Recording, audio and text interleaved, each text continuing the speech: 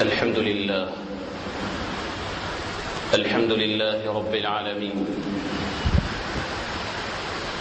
والصلاة والسلام على أشرف الأنبياء والمرسلين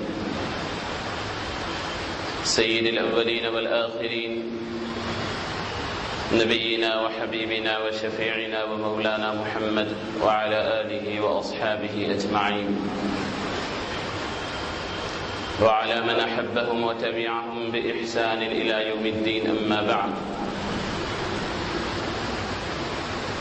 فأعوذ بالله من الشيطان الرجيم. بسم الله الرحمن الرحيم.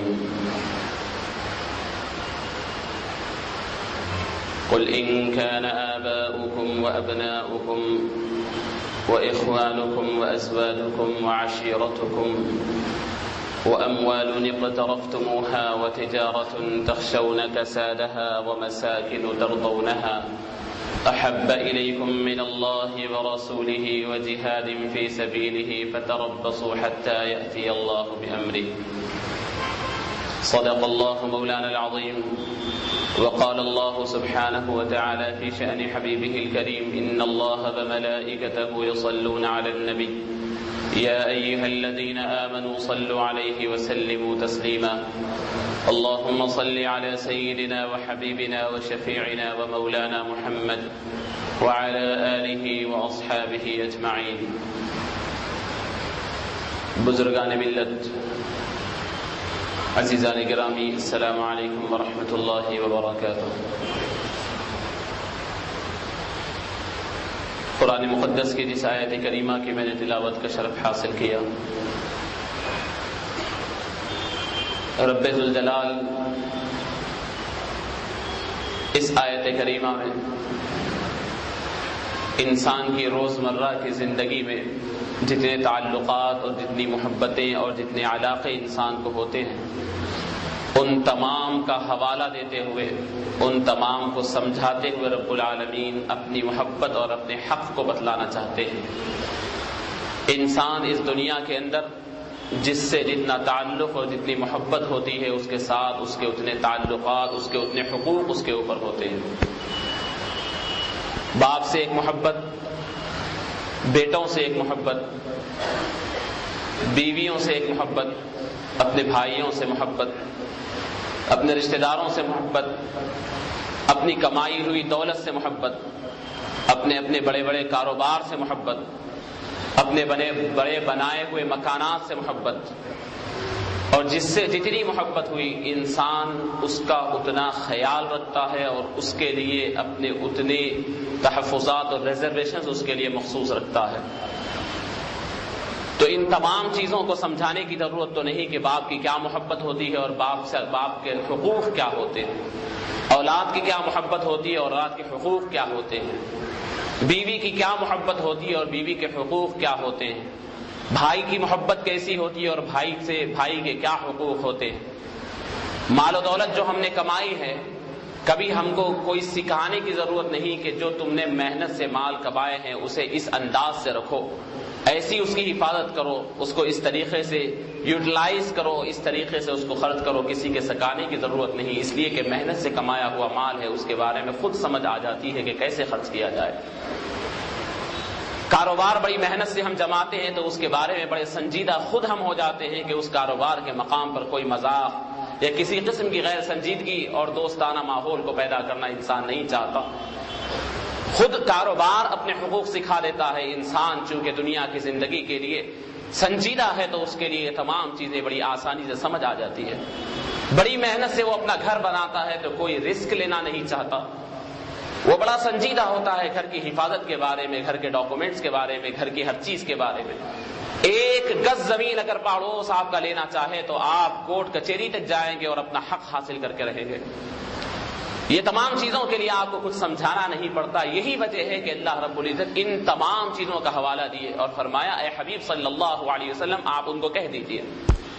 ان کان آباؤکم، تمہارے آبا اور ان کی محبتیں اور ان کے حقوق، وابناؤکم اور تمہارے اولاد اور ان کی محبتیں اور اس کے حقوق، وازواجکم اور تمہاری بیویاں ان کی محبتیں اور ان کے حقوق، اور تمہارے بھائی ان کی محبتیں اور ان کا حقوق، اور تمہارے مال جو تم محنتوں سے کمائے ہیں اس کی جو محبت تمہارے پاس ہے، ایک روپیہ جیب سے گر جائے تو تم پورا اپنا دھڑ، پورا اپنا اکنا، پورا جسم جھکا کر کے اس سے اٹھاتے ہیں۔ اس روپیے کے لیے اپنی گاڑی روک کر کے آپ اٹھ کر کے بڑے اہتمام سے اٹھاتے ہیں۔ وجہ یہ ہے کہ آپ کا کمایا ہوا۔ وَتِجَارَةٌ تَخْشَوْنَ كَسَادَهَا، اور کبھی یہ معلوم ہو جائے کہ کاروبار میں کچھ نقصان ہونے والا ہے تو رات کی نیند چلی جاتی ہے، دن کا چین ختم ہو جاتا ہے، دعوت کا مزہ نہیں آتا، خوشی خوشی نہیں دکھتی، جب تک کہ آپ اس کاروبار کے نقصان کی پابجائی نہ کر لے۔ وَمَسَاكِنُ تَرْضَوْنَهَا، اور وہ جو تم نے محبتوں سے اپنے گھر بنائے ہیں، جس کی میعاد تمہیں خود نہیں معلوم کہ اس نئے گھر کو بنانے کے بعد تمہارا قدم صحیح سلامت اس کے اندر پڑنے والا ہے یا پھر تمہارے ورثاء میں تقسیم ہونے والا ہے، یہ تمہیں سکون دینے کا باعث ہے یا پھر تمہارے خاندان کو بکھیرنے اور توڑنے کا باعث ہے، تمہیں خود نہیں معلوم۔ ایسے گھر کو جو تم بڑی محبتوں سے چاہتے ہو، کتنے سنجیدہ اس بارے میں ہوتے ہو۔ فرمایا کہ یاد رکھ لو، ان تمام کے بارے میں تو تمہیں سمجھانے کی ضرورت نہیں، کتنی محبت تمہارے پاس ہے۔ ان تمام محبتوں سے زیادہ اگر اللہ کی محبت اور اللہ کے رسول کی محبت، اللہ کے حقوق اور اللہ کے رسول کے حقوق، اللہ رب العزت کے تعلق اور اللہ کے رسول کا تعلق اگر تمہارے پاس نہ ہو تو پھر یاد رکھ لو اس موقع کو، فرمایا انتظار کرو اس لمحے کا، فرمایا کہ وہ لمحہ ہوگا، وہ انتظار کرو اس موقع کا۔ فَتَرَبَّصُوا حَتَّى يَأْتِيَ اللَّهُ بِأَمْرِهِ، تمہارے جرم کے لحاظ سے اللہ رب العزت کا فیصلہ بھی آئے گا، اور اس وقت کے لیے تم اپنے آپ کو تیار رکھو اور انتظار کرو۔ فرمایا ڈرایا ہے پروردگار۔ یہی آیت کریمہ کے حوالے سے آج میں آپ کے سامنے گفتگو کرنا چاہتا ہوں۔ عزیزان گرامی، حالیہ عرصے میں پچھلے کئی سال سے ایک سازش امت مسلمہ کے لیے رچی جا رہی ہے، کی جا رہی ہے، لیکن حالیہ عرصے میں تو پورے امت مسلمہ کو ایک اہم ترین مسئلہ درپیش ہے، وہ ہے نبی رحمت صلی اللہ علیہ وسلم کی ذات گرامی کے متعلق گستاخی کے جو تیور اپنائے جا رہے ہیں، جو انداز اپنائے جا رہے ہیں، نبی رحمت صلی اللہ علیہ وسلم کی نعوذ باللہ توہین، اسلام کی توہین اور قرآن پاک کی توہین کی جا رہی ہے۔ عزیزان گرامی، اس کا انکار نہیں کہ امت مسلمہ اس کا مختلف انداز میں جواب بھی دے رہی ہے۔ پوری دنیا بھر کے اندر مسلمان موجود ہے تو ہر علاقے میں وہ اپنی اپنی سمجھ اور اپنی اپنی سوچ کے لحاظ سے اس بارے میں مظاہرے بھی کر رہے ہیں، احتجاجات بھی کر رہے ہیں، اور طرح طرح کے اس کا جواب بھی دینے کی کوشش کر رہے ہیں۔ میں سوال یہ کرتا ہوں، میں دیگر امت مسلمہ کے دیگر لوگوں سے نہیں، میں آپ سے اور میں اپنے آپ سے سوال یہ کرتا ہوں کہ سب سے پہلے اپنے آپ کا یہ اندازہ کر لے اور یہ سوچ لے کہ جس سنجیدگی اور جس فکر کے ساتھ ہم ہمارے والد کا خیال رکھتے ہیں، اگر والد کو کوئی اگر برا کہہ دے اور والد کے بارے میں کوئی ایسا معاملہ درپیش آئے تو ہم کتنے زاویے سے غور کرتے ہیں اور سنجیدگی سے غور کرتے ہیں۔ اپنی اولاد کے بارے میں، اپنی بیوی بچوں کے بارے میں، اپنے مال و دولت کے بارے میں، اپنے گھر اور اپنے تمام کاروبار کے بارے میں جو سنجیدگی سے غور کرتے ہیں، کیا ہماری ذہن و فکر اور ہماری زندگیوں کے اندر اتنا اوقات ہے کہ ہم بھی نبی رحمت صلی اللہ علیہ وسلم کے متعلق ہونے والے اس گھناؤنے جرم کے بارے میں کچھ سوچیں اور صحیح پلان بنائیں؟ ہم میں سے امت مسلمہ مختلف انداز میں بکھیر گئی ہے۔ ہم میں سے بعض تو وہ ہے جن کے دل کے اوپر ذری برابر بھی رنجش نہیں آئی، ان کے جبین کے اوپر ذری برابر بھی بل نہیں آئی اور یہ معمول سمجھ کر کے خاموش بیٹھ گئے۔ اور ہم میں سے بعض وہ بھی ہے جو اس خبر کو پڑھنے کے بعد اپنے گھر سے باہر نکل گئے، بے چین ہو گئے، مضطرب ہو گئے، بازاروں میں نکل گئے، اپنے آپ پہ قابو نہیں رکھ سکے، احتجاجات کرتے ہوئے گاڑیوں کو نظر آتش کر دیا،